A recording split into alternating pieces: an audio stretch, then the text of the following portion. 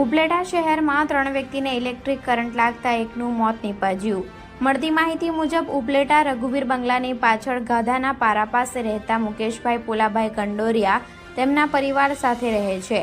આજરોજ લોખંડના ડેલા ઉપર જીવતો વાયર જતો રહ્યો હતો, જે લિંક થઈ ગયો હોય, જેનો ડેલો ખુલવા જતા મુકેશભાઈને કરંટ લાગતા તેમને બચાવવા જતા તેમની પત્ની કિરણબેનને પણ કરંટ લાગ્યો હતો અને તેમના ભાઈને પણ કરંટ લાગવાથી 3 વ્યક્તિને સારવાર માટે સરકારી હોસ્પિટલમાં ખસેડવામાં આવ્યા હતા, જ્યાં દેવાનંદભાઈ ઉર્ફે મુકેશભાઈ પોલાભાઈ કંડોરિયા ઉંમર વર્ષ 50 ને મૃત જાહેર કરવામાં આવ્યા હતા અને તેમના પત્ની ગંભીર હાલતમાં હોવાથી કિરણબેન મુકેશભાઈ કંડોરિયા ઉંમર વર્ષ 40 ને ઉપલેટાની ખાનગી હોસ્પિટલમાં રિફર કરવામાં આવ્યા।